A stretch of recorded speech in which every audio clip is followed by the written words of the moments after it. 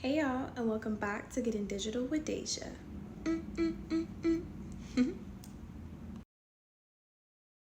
So, you guys, I don't have my microphone because my microphone is dead. But that's not what we're here to talk about. Today, we're here to talk about the Federal Reserve, okay?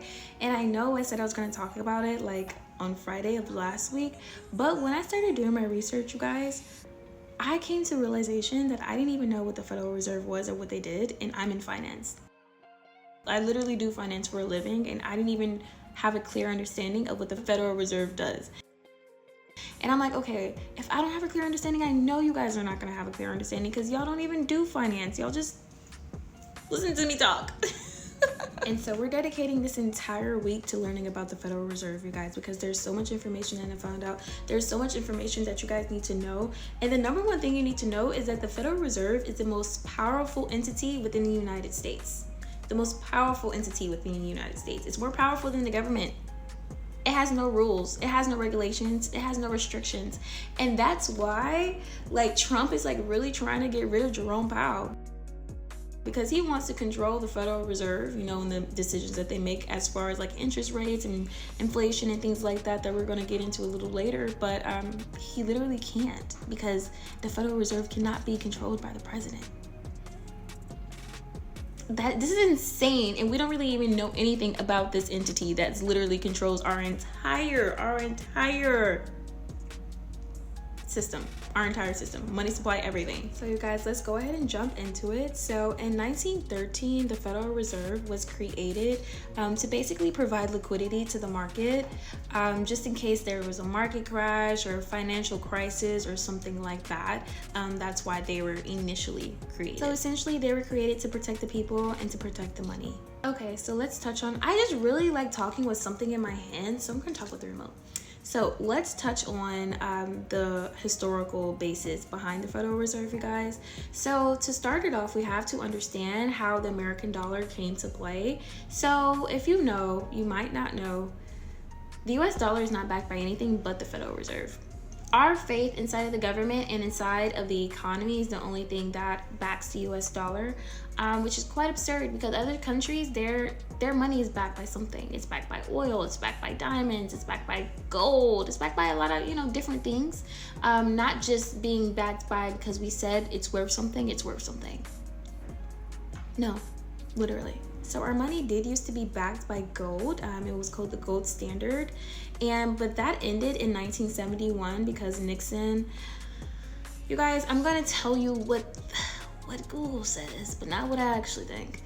It's because the gold standard was basically abolished because Nixon was just recklessly spending on the Vietnam War and then the Great Society programs and things like that back in his term. That's why, quote unquote, it was taken out. I have my theories on it, but that's not what we're here to talk about today, you guys.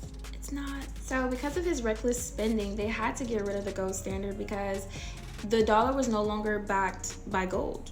They had to print money and things like that, so it was no longer backed by gold. It was literally just money that was being printed to fund the war and fund the economy for the time being. But even though the dollar is still king, I will say that the whole idea of the dollar being backed by gold was actually stolen from Great Britain. So it's now known as the UK or just Britain. But back in the day, before World War I, Great Britain had the gold standard that backed their dollar. And essentially what you could do is you could take your banknotes and you could trade it in for actual gold. You could go and be like, hey, here's my bank statements, give me some gold. And that's how it would really do. Now, World War I started.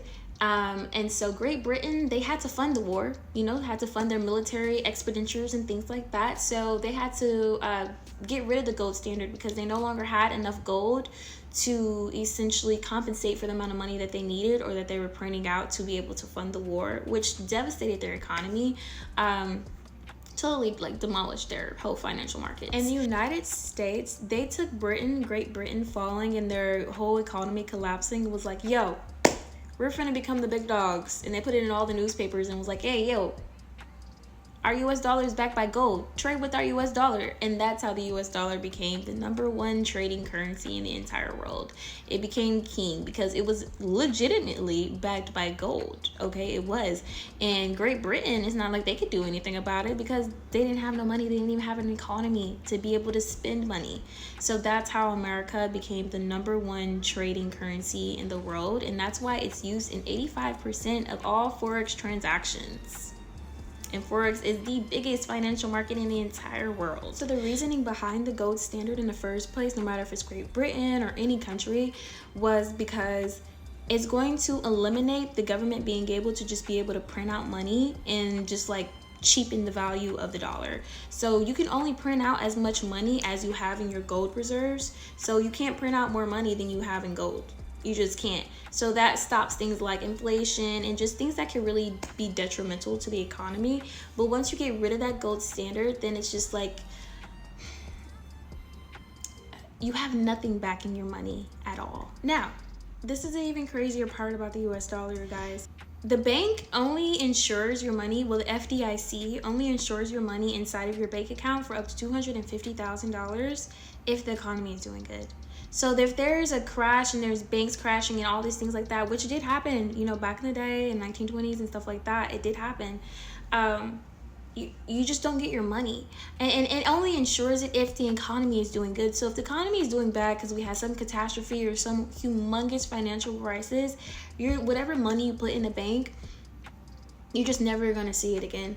And it's not illegal. It's not theft. It's not a scandal. It's just what it is. So if you had $1 million in the bank and something horrible happens in the world and the banks crash, you're never going to see that $1 million again. You might see the $250,000. You might just see that if the economy like gets back up there, but that other $750,000 is gone. It's gone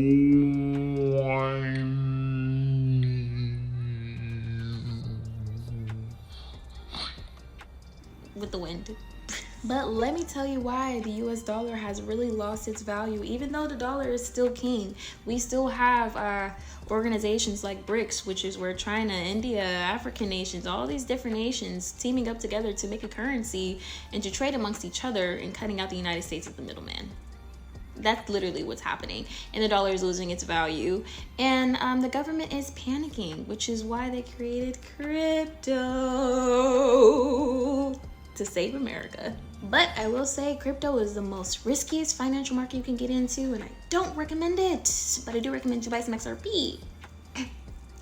That's it. That's all I recommend. But let's get back to talking about what the Federal Reserve does and why they're the most powerful entity within the United States. Oh my God.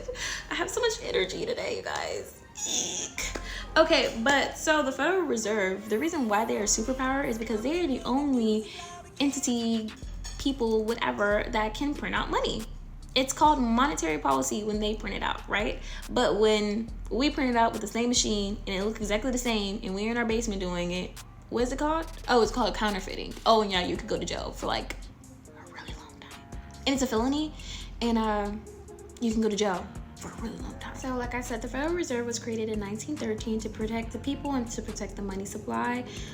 So they first used their powers in the 1920s. Now this is the first time the Federal Reserve ever even used the Federal Reserve. So they didn't even know what they were doing, you guys. It was completely an experiment in the Roaring Twenties, which led to the Great Depression. So the Roaring Twenties was called the Roaring Twenties because that's exactly what it was. It was roaring. It was like revving up the economy, right? So the Federal Reserve hopped in. Oh, and I didn't say this, but the Federal Reserve can control interest rates. That's probably their biggest job besides printing money, is that they can lower or higher interest rates or keep them the same. Yeah, that's what they do. But yes, so in the 1920s, what they did is they lowered interest rates to kind of like fuel the economy. And so the stock market started like really generating a lot of income and a lot of wealth. People started, borrowing more money because in interest rates, like I talked about in my last video, it's literally the cost that you pay to be able to borrow money. So if you have a really low interest rate, it's going to stimulate the economy to borrow more money, from banks, from mortgages, car loans, like all those type of things. So all of that, with the lowering the interest rates and the economy like really being stimulated, that was called the boom.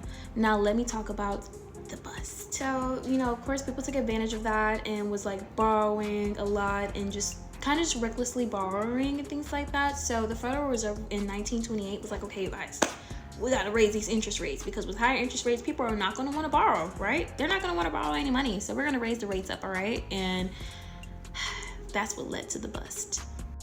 Well, that actually turned out to be a slap in the face, because when they raised those interest rates, people started taking their money out of the banks and they just started keeping it in their homes. And now the banks don't have any money, because the banks in reality don't actually really have money. They just take your money and they circulate it.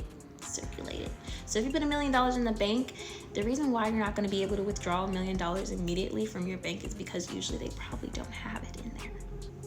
No, they lended it out to other people to stimulate growth and revenue, essentially. So according to the Federal Reserve, when this happened, you know, when people were pulling their money out of the banks and the banks were basically left with no money to be able to give out to people to have loans or just be able to keep the banks operating and things like that, this led to a bank run, and the Federal Reserve actually did nothing about it.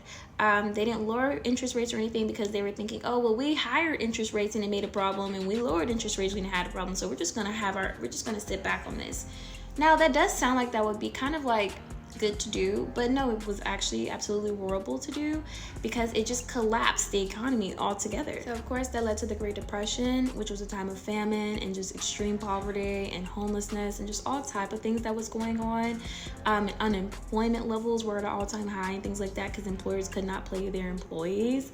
So it was just a really tough time in America, probably one of the toughest times in America, and that was due to the Federal Reserve basically experimenting. And the head chairman for the Federal Reserve right now actually admitted to this and was like, yo, the Great Depression was the Federal Reserve's fault, but he did ensure that nothing like that would happen again. So I am actually going to be doing a video every single day this week about the Federal Reserve, because there's so much information you guys need to know, but I didn't want to boggle you all at one time. So today was literally just the background behind the Federal Reserve, what they do, and then touching on the Great Depression. So this is kind of like a historical week, you guys, touching on the Great Depression. Then I'm going to touch upon the stock market crash. Then I'm going to talk about the housing market crash and how that is actually really relevant to what's going on in the markets right now, especially with these interest rates cuts that are about to be put out by Jerome Powell. And then we're also going to do some little interviews asking people, do they even know what the Federal Reserve is for real? And then we're going to close it out talking about how Trump is actually planning to use crypto to save the US dollar. I know I made a video talking about that already, but he's kind of got a really solidified plan now, and I want to like tell you guys about that. But yeah, you guys, that is all I have today, and I know I yapped a lot and I know I was full of energy, but you guys, just love it here. But don't forget, pretty girls can do finances too. And I will see you guys tomorrow. Bye.